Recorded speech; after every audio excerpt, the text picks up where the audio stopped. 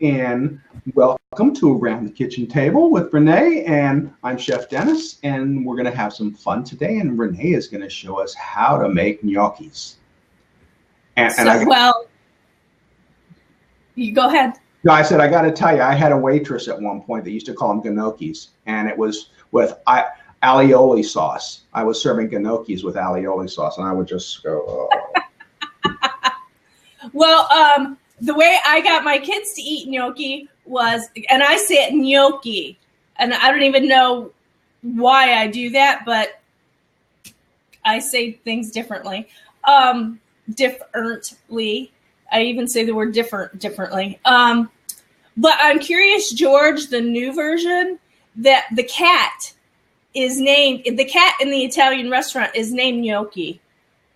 So that's how when I said, hey guys, we're having gnocchi for dinner, they thought I was like serving up the cat for dinner. I'm like, no, that's the name of the cat. This is, so it was very funny the first time I decided to do it. But I don't know, maybe it's got to be close to 20 years ago. I tried to make my own homemade gnocchi, and it was disastrous. I never was able to get it right, which annoys me because it's so simple. It's so simple. So there you have it. But so today I'm going to do two recipes. One is sweet gnocchi, and it is so absolutely simple to make this. My kids make it themselves. Really? So that's how easy it is. Yes, and it's vegan.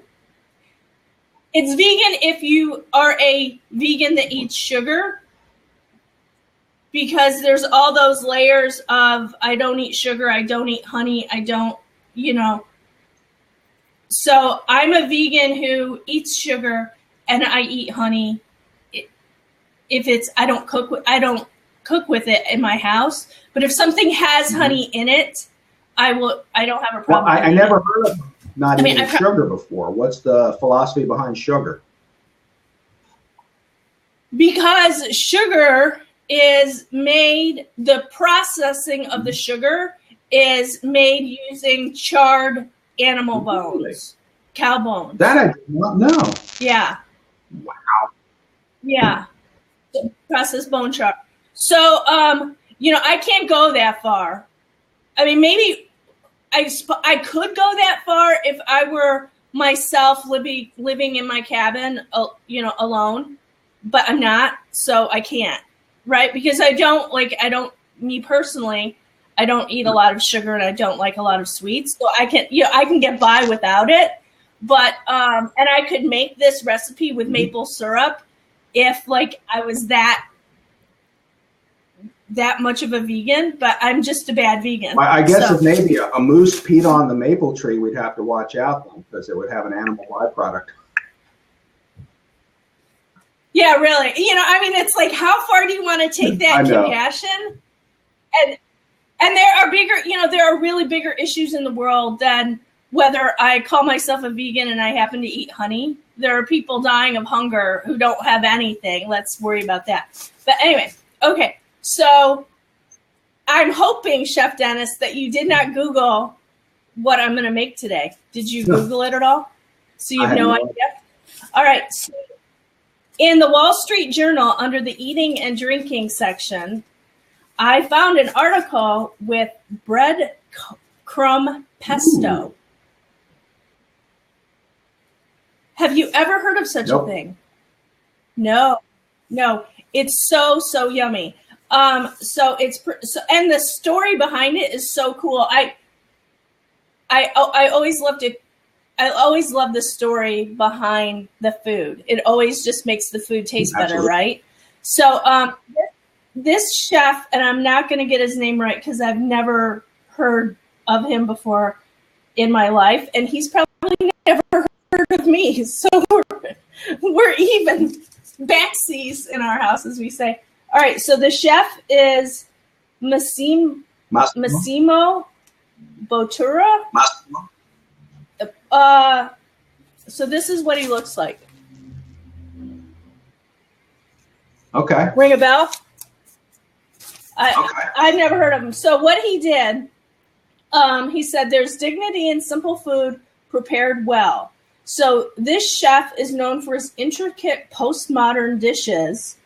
And so when he enlisted the world's top culinary talent to cook for homeless residents of Milan during an expo in 2015, which I'm guessing is a food expo, for 5 months with the help of Catholic charities in Milan's outskirts, they put together this pesto recipe. And it said this breadcrumb pesto came about because they had no pine nuts, which is typically used to add the body to the pesto, but we had lots of bread. And basil was in short supply too, so he mashed in mint, parsley, and other herbs. So I thought, because I'm all about like cooking with using the whole vegetable, and not waste not, want not. That's kind of my my thing. So I go to my grocery store, and the second I walk in, the produce guy kind of cringes as I'm looking around, right? Because he knows I'm like. So finally, I told him, I said, I'm doing a cooking show every week, so we gotta interface here. We gotta work together. So I go to get fennel because I thought I can use the bottom of the fennel for to add to the gnocchi, and I could use the tops for the basil rather than the basil, right? So I go and I get this, and I'm like, I just walk up to him with this, and I'm like, dude, you got to help me out. The stuff that you cut off the top, yeah, that's what I want. I need that. And so he was like, oh, and he's like trudging back to the back. He's so cute. He's so cute. So he came back and he said, will this be enough? So I'm going to use the top. This is way more. This is like, a lot of fennels put together. So I'm going to use the top of this fennel for the pesto, and I'm going to use the bottom of the fennel for the veggies that I'm going to toss with the pesto and the gnocchi. And the stuff that's left over in between, I'm making soup stock. Because I'm going to make a potato soup. My next blab is going to be potato soup with this fennel stock. Okay? And then the other thing that was a little tricky to find was carrots. So these are just from the grocery. These aren't even organic, and I like organic carrots because I needed the tops. Because I want to add a little bit of the carrot top to the pesto, right? So these I've washed already. These I haven't, so I'm gonna just rinse them real quick. And the recipe, I'm gonna go here now. The breadcrumbs.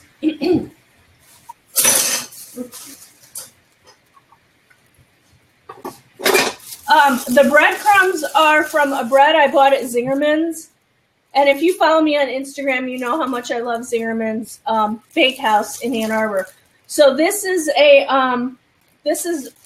loaf of bread that I wasn't going to finish. I only like it. I'm the only one because it's sweet onion bread, and I'm the only one who likes it. So I wasn't going to finish it all before I knew it was going to go bad. So I just toss it in the freezer, and then I use it for breadcrumbs as I need it. So this recipe, so you're kind of like my motto of like using and reusing goes through everything.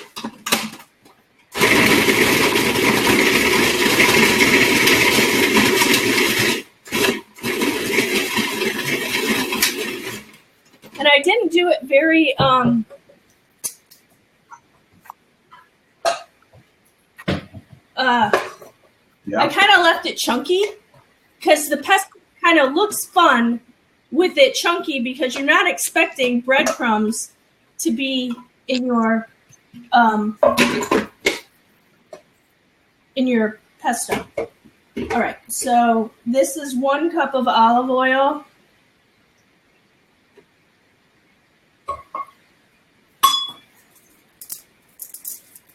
I forgot to.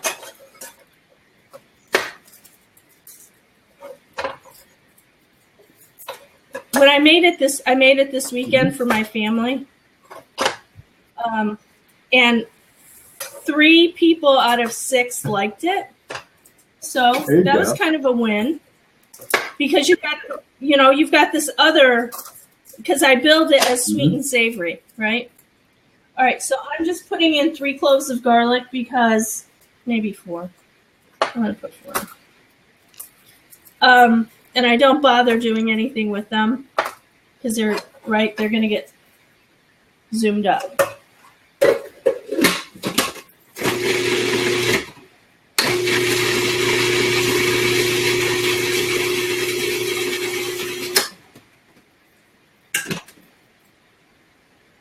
And so I have my breadcrumbs here.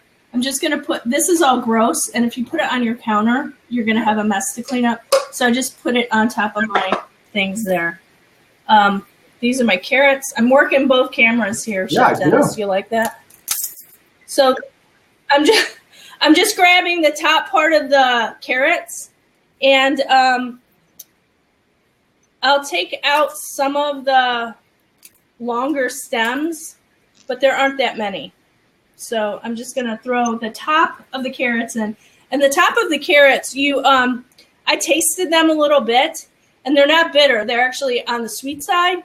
So if you, if you taste them and they're bitter, then back off the carrots, right?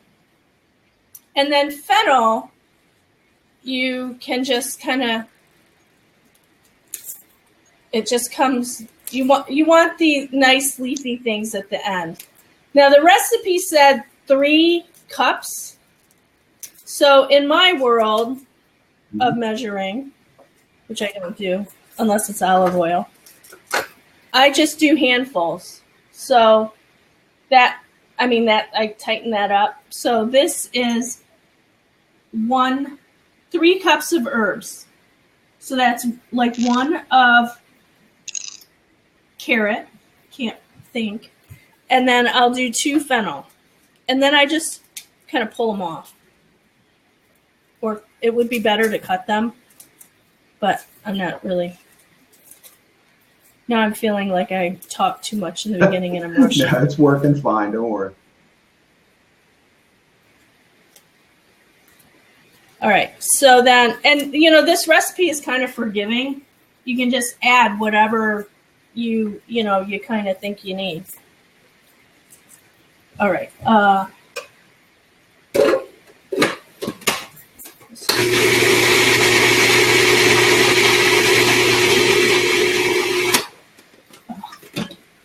Can you see that? Can you see how green that is? So nice. Now you could add, if you wanted to add lemon juice, you could. If lemon juice is your thing, but and then I just toss in my breadcrumbs. So there's no pine nuts, so it makes it very economical. When you take out the Parmesan cheese, especially if you're going to use Parmigiano Reggiano, if you do that, if you take out that and the pine nuts, especially when you're repurposing all those greens. I mean, it's delicious, and it's you're using everything up in the house. That's great. Yes. Now, look how awesome that is. It's a little. Let me. Here, what way should I go? So, it's Here we go. I've got fennel on the computer now. So it's a little thick, but I'd rather have it thick where I can thin it down a little bit,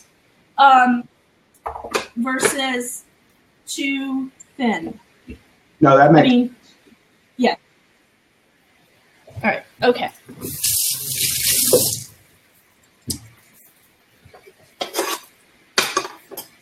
Okay.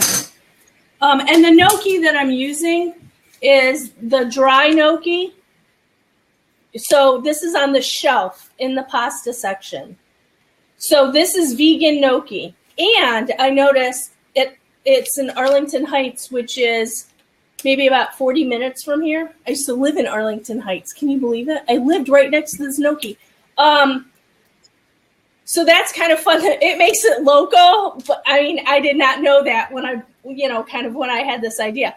But so Kathy Hester, right, from she does the vegan crock-pot cooking. She taught me a trick when we were at a conference together. That's how I met her. And she taught me a trick. She said, if it's pasta in the dry section, dried pasta, it's probably vegan. If it's pasta anyplace else, it's probably not vegan.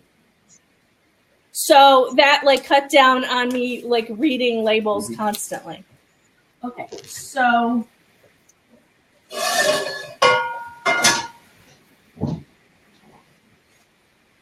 whoa.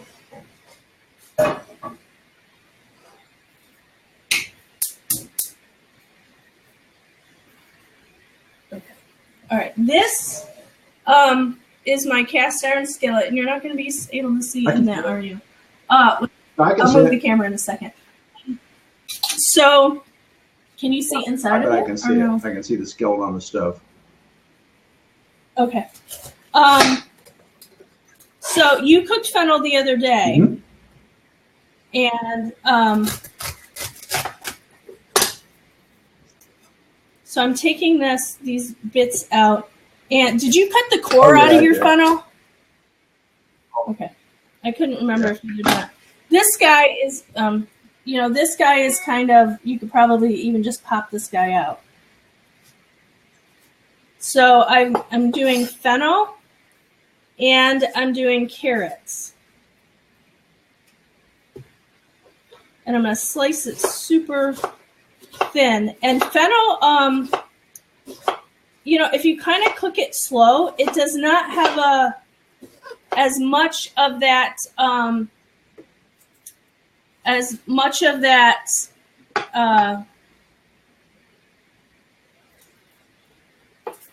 licorice flavor as you might think. Yeah, I slow roast mine. You can't even taste the licorice in it, really.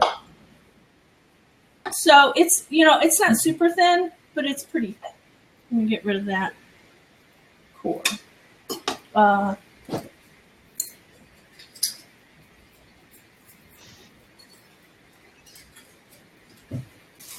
Chef Dennis, how much time do I have? You have 35 minutes. Oh, wow. Okay. So I'm just using one bulb of fennel.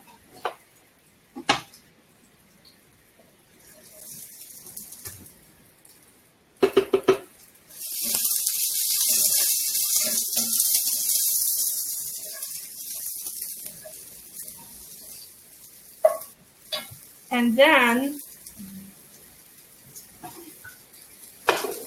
I bought these carrots in particular because I wanted them to be long, thin strips in the dish.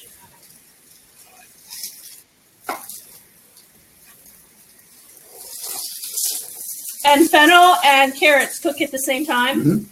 So you can just toss them in there. Great.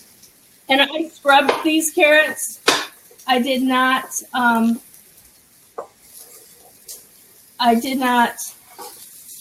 peel them. But I wanted to, did you know that the bioavailability of a raw carrot is 10%, but when you cook them, it goes up to 29. Wow. I did not. You heard it here first. I heard it here, and my wife hates cooked carrots. She'll eat raw ones, but she won't eat a cooked carrot. Well, if she eats whatever that is, if she eats, 30% more carrots. That ain't going to happen either. Okay. And every time I tell her the carrots are sweet, she wants to slap me. Well, the other day I was talking to one of my kids we were doing a thing on the senses, and he learned some pretty interesting things about people and their taste buds. And one of them was like, if your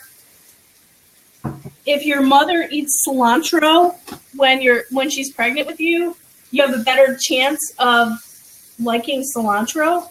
Okay. So, I don't know about that for real, but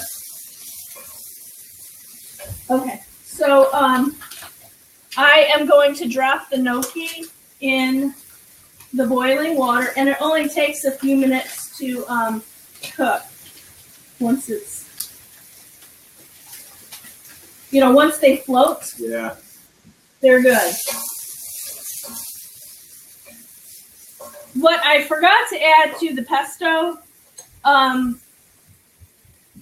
which I think I'm just going to add to the pan, is like just a little miniature spoonful of salt and some pepper. I never salt and pepper my pestos. I always think that's something you can do as you season. I like when the pepper is heated in the pan because the oils seem to come out a little bit more. I don't like pepper. I don't like to pepper my food at the table. But then I'm always cooking the food, right? So there's not a big... It's not like I ever cook something and say, oh, I wish I would have added more pepper to that. And this is roasted ground cumin. So I'm just going to add a touch to that. And I like to add it to the vegetables because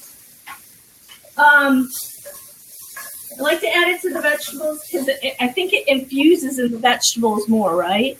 Yeah. So rather than, I don't know, maybe I'm crazy. That's a whole other issue, but you're right on that. I like how it infuses. So like when I'm making chili, so I'll make the I did it last week when I made the bean chili. I will add, the peppers, the onions, whatever I'm putting in there, and then I'll spice it, and then I'll spice it, and then I just got a little hug. And that seems to infuse the vegetables with those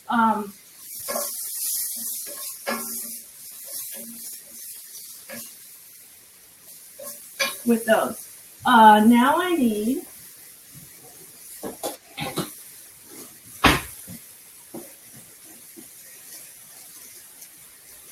the gnocchi has the potato water has, a little bit of the potato leaches off into that. So, and the starch and whatnot.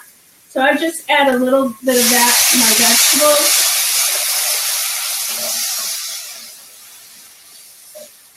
To get them going.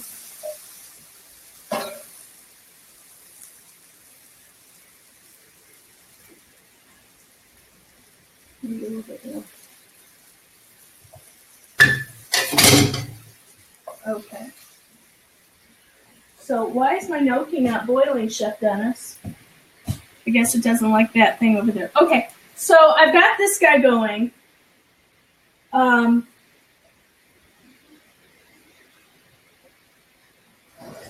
going to move him to the back. I'm moving this one to the front. And I do like, cinnamon sugar. So, okay.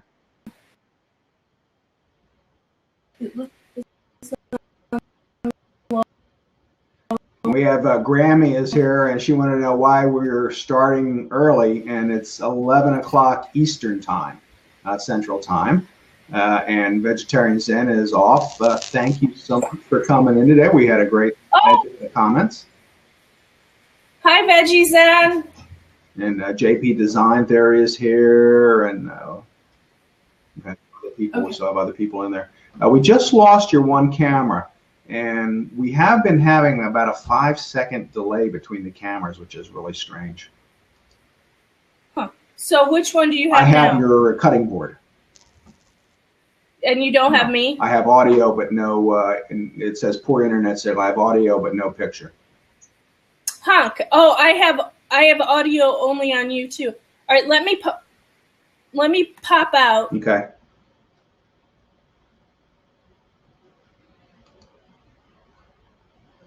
Now I can't hear you though. So you have to unmute that camera if you're only using one.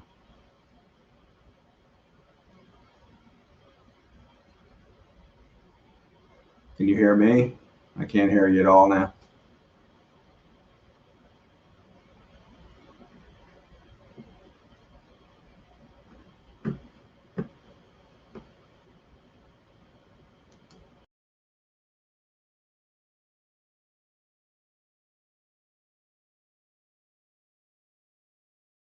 Okay, so this, we're using Earth Balance vegan butter. Mm-hmm. I'm just going to toss this in here. And my pan was on the whole time. So it is. And then you add your cinnamon sugar to this pan. So you add, maybe 2 tablespoons. But you kind of have to work a little quick because you don't want your cinnamon sugar to burn. Right. So you get it going, and then you take your gnocchi.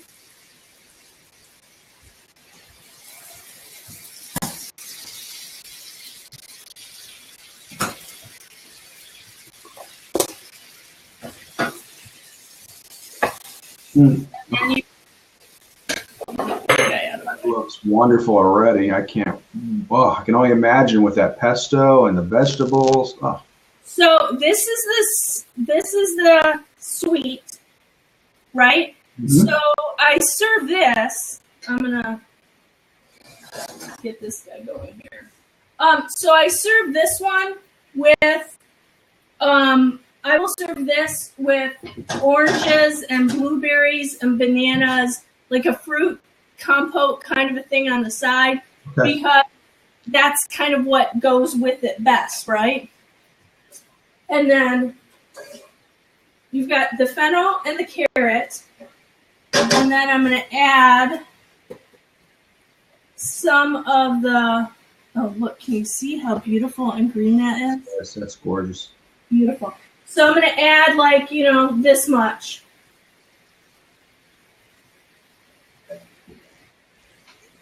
I'm going to add one more because I want to coat all of those veggies. Mm. And then I don't worry if I've got extra water on this because it just helps, it's that starchy water. Right. So, all right. So I'm going to give him a toss here.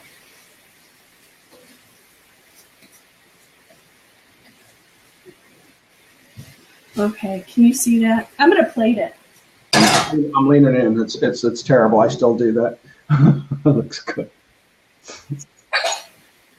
And I love bowls. Oh yeah. Because what's not to love about a bowl?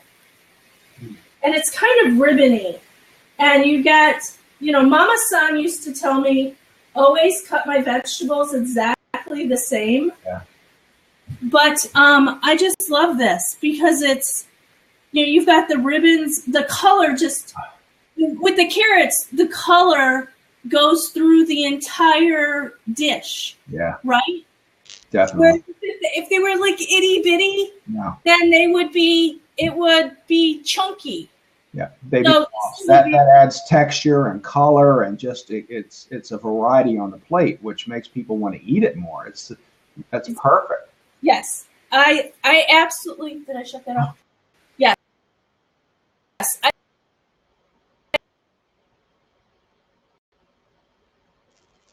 lost you a little bit there. You froze on the other camera. I absolutely love this. Now,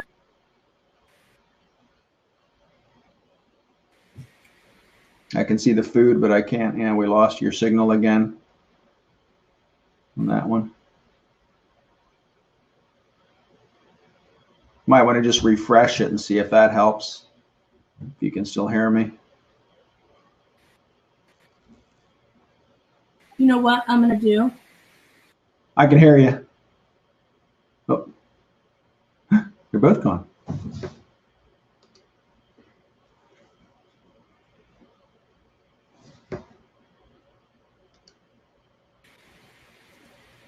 Am I good? You're good. Okay. So yeah, the cinnamon gnocchi with fruit is excellent for the kids. My other kids, my two of my other kids really like this other gnocchi with the carrots and the fennel. Mm-hmm. And what I'm doing tonight to reintroduce the whole fennel idea is I'm going to be making that potato soup with the fennel and celeriac in there. Ooh. So it will be a creamy vegan potato soup with the fennel and the celeriac in there to try and kind of get them thinking, because you take in one flavor. Mm-hmm. This is what I found with kids is they take in one flavor and they don't like it. Right. And they don't like it like in that moment and how whatever. So, but when when you give it to them again in something familiar, like a potato soup or a red sauce, or sometimes I get really crazy and say, oh, we're having a special pizza tonight of vegetables you've never ever had, but you love pizza. Right. But, fennel on pizza is amazing, especially if you caramelize it with onions. So you know how I feel about onions. I love onions. All of my kids except one love caramelized onions. So I take that nugget and I put other things in caramelized onions and then introduce it that way. And then it just kind of, and I keep introducing things over and over and over again. And oftentimes I do meals like this that are the same exact ingredients, except they are not exact ingredients because that would be the same, but you know what I mean. Two very similar recipes at the same time so they can try something familiar and they can try something unfamiliar at the same time. And that eases them in because people always say, oh, your kids eat vegetables because you're a vegan. And it's like, just because I choose not to eat meat has nothing to do with, just because my room is clean, their rooms aren't, just because I know to put a coat on because it's cold outside does not mean that my kids are automatically going to put a coat on, and they don't. And they wear Crocs and shorts to the Christmas or to the band concert last night. I'm like, it's winter. And I'm wearing my winter Crocs and my winter shorts. I'm like, okay, if that's what works for you. So it's not about, I think a lot of times when people are trying to introduce new foods to their kids, mm-hmm. they're not really willing to try it themselves. So, okay. Did I miss any comments? No, we haven't had a lot of comments. They've just been watching Spellbound pretty much. People are saying they're hungry. So, no, it's been train good. Wreck, you can't. Train wreck, you can't. No. We do need to work. There's a little bit of a delay. Did you have any of your stuff hardwired today, or are you all both on Wi-Fi still? I'm on Wi-Fi because the Thunderbolt does not hook into my Mac. Really? Yeah. So that's going to be I'm gonna phone her. I know a guy who knows a guy, mm-hmm. and I'm gonna contact him and say, you need to make this magic happen before next Wednesday, please. Okay. One other thing that I didn't mention.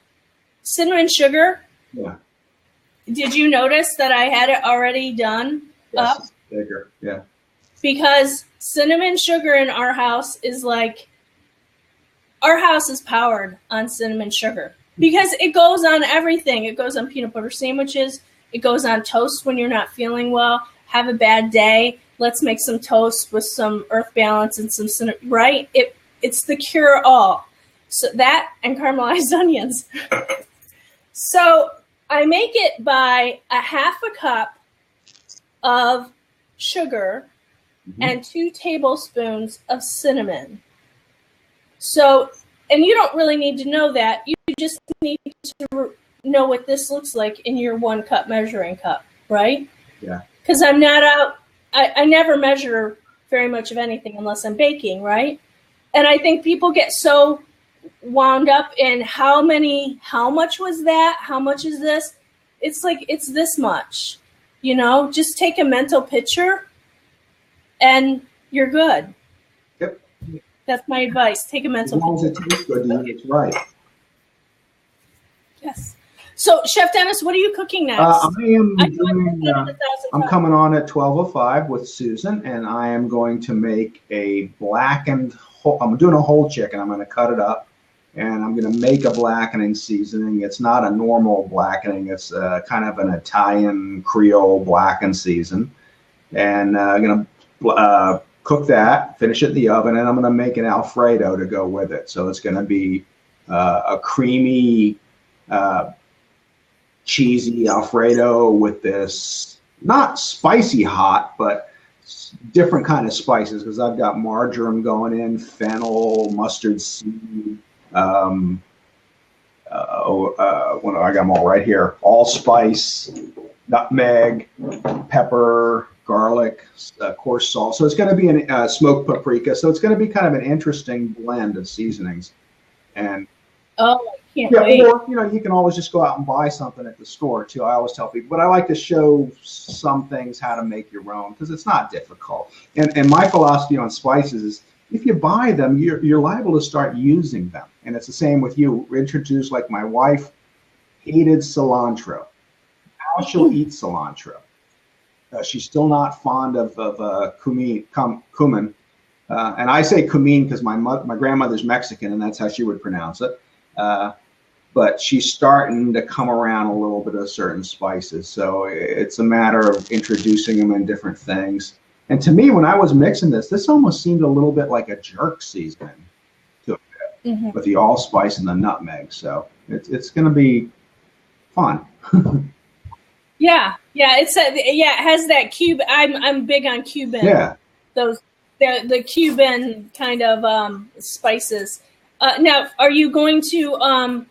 I don't want a spoiler alert or anything, but do you roast your spices before you do them or not? I should. I have not started that yet. I tell you, I got Allie Phillips' book last year, and it has been like my favorite cookbook ever. And I have a spice mill, and I was all set to start roasting most of my own, and they closed my spice shop that's local. So, I order everything else from Amazon. I should just order whole fresh spices and do them myself. But that's the next step. It's, baby steps for me in some things. So. Okay, that sounds really good. I use an old-fashioned mortar and pestle, and just kind of grind them. All right, roast them first, and then I grind them up a little bit. Yeah, I do roast any seeds I have or any other nuts. I always do that because it gives them, it gives them so much more flavor. So I need to start doing that with spices too, really. And honestly, I'm just starting to get into making my own blends. It was never a priority because I always had so much more work to do in my day to stop and make my own blackening seasoning or my own jerk seasoning or my own. It wasn't high on the list of things to do. So now I'm starting to see the benefits of it and the flavor profiles of it. So, again, I'm working towards that in my golden years. Well, what I've noticed too is when you roast some of them and then you don't roast some of them, you get that it's a very different. It's an interesting combination. Like I always typically roast my caraway, but then when I add that with just straight cumin without roasting the cumin, that it's a completely different flavor than if you did it the other way around. Yeah. So it's kind of it's fun to play with. Yeah, it's just like caramelizing vegetables when you're roasting them. They get the flavor profile changes so drastically. It's just wonderful. And then at 1:15, Yeah, 1:15, Christine Thomas is coming on, and she's going to make a vegan cookie dough dip for Super Bowl Sunday. That is going to be super yummy. I cannot wait to taste that or try it. I want to try making that because my kids are always asking for cookie dough, right? So, yes, I'll be watching. So it's a busy day. And then this weekend I'm going to Clearwater Beach for Clearwater Uncorked. And it's a food and wine festival. And I'm hoping to do some live stream there, but I don't know what kind of bandwidth I'll have or what kind of spot they'll have me set up on. So we're going to play that by ear. So that's shaping up my weekend. So will that be live streaming Blab or live streaming Periscope? No, it'll be Blab. I have not gotten my wife has an iPad.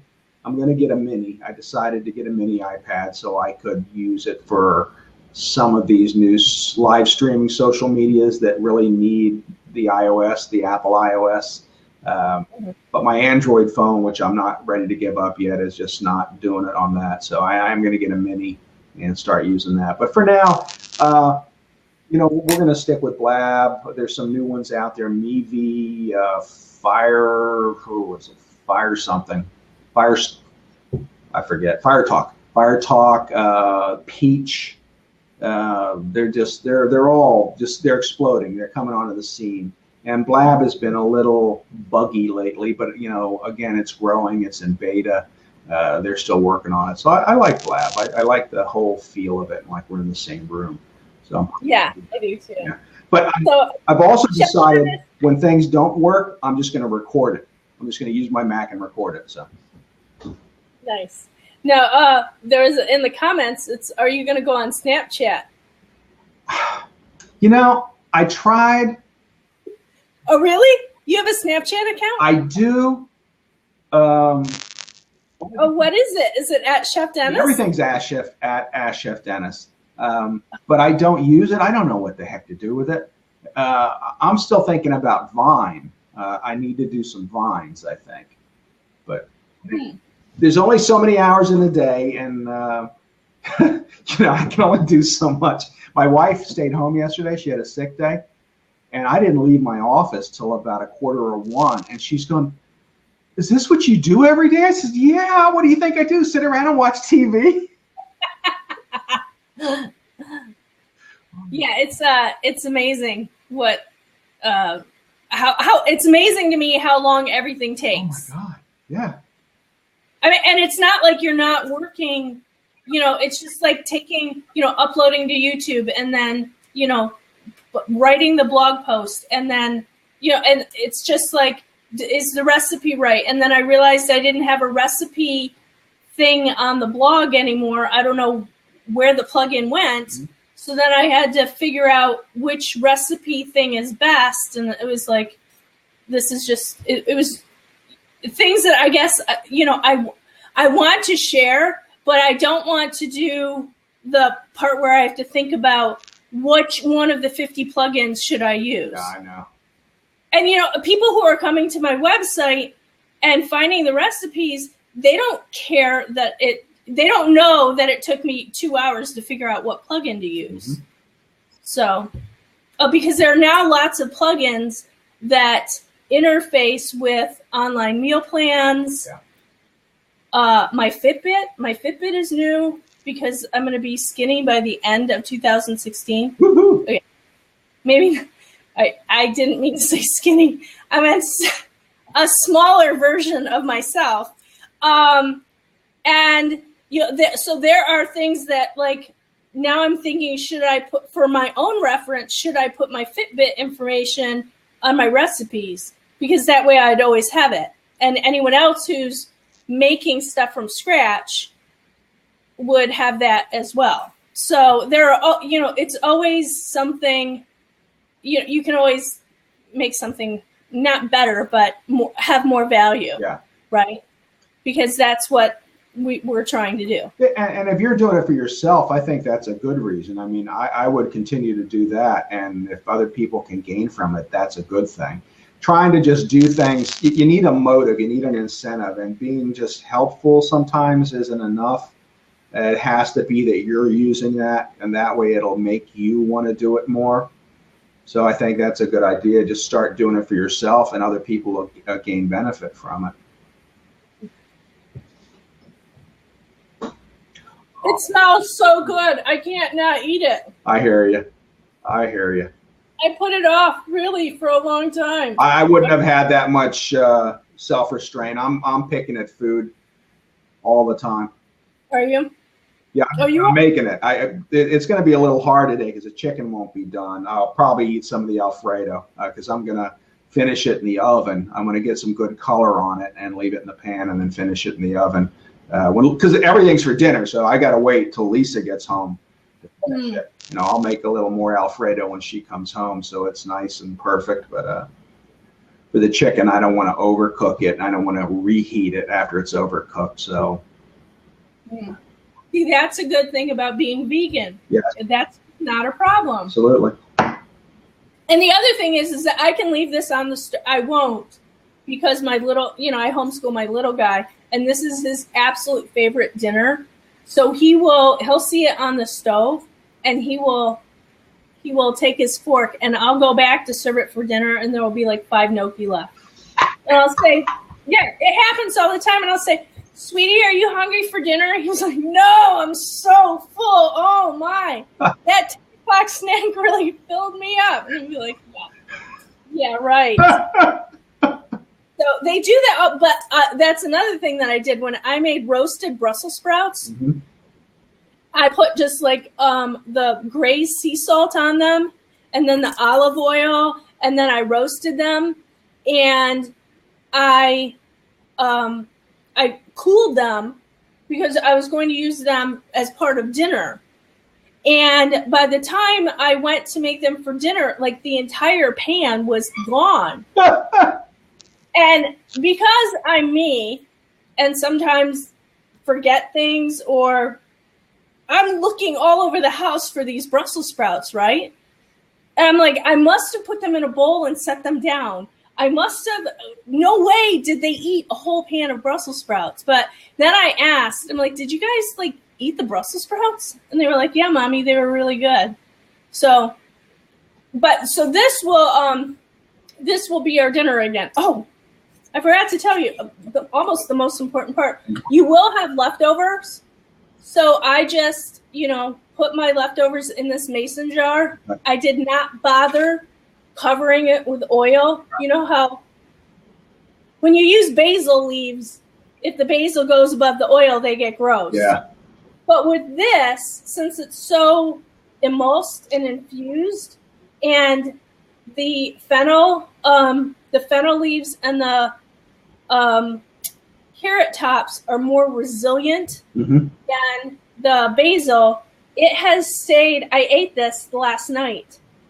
And so I made it Saturday, Sunday, Monday, Tuesday. Mm-hmm. So 3 days in the refrigerator, and it was still beautiful. Great. So you could make it. So this could be a make-ahead. You could make this ahead by at least 3 days, right? So that's a good option, too, if you're planning meals out, which I do. I plan all my meals out. Okay. Very good.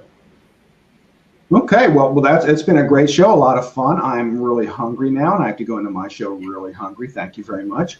But we love it. And next week, what are you going to make? Next week's salad bar, right? Yeah. Or is it oatmeal? Salad bar. Salad bar. So, yes, it's going to be Salads 101, and I've set it up to have it be a salad bar.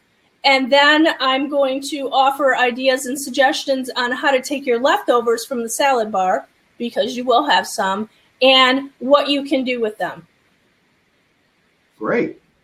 So yeah, because it's all about not having, it's kind of cycling through your food and not having any waste. Because there's a huge statistic, like we throw out like 33% of the food we buy. Yeah. And that was just like a crazy statistic to me. Yeah, it's unreal.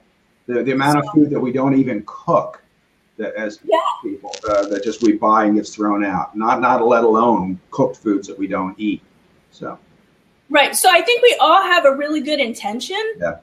But then we need to like just have an idea of like how much do we really need and how can we really use all of these things in different ingredients. So you could make this exact thing with any vegetable, and if you didn't want to use the gnocchi, you could use it over rice or over pasta, and you can, it's a different kind of a meal every time that you make it. Yep. So that would be real good with some beans, like some white beans and pasta, and that in it mixed in too. That would be delicious. Yeah, it has. Once you have that base, that pesto base, you can, endless possibilities. Very good. Okay. All right, my friend, we're going to sign off for today then. Thank you so much for a delicious afternoon, and I'll see you later. Okay. Bye. Thank you.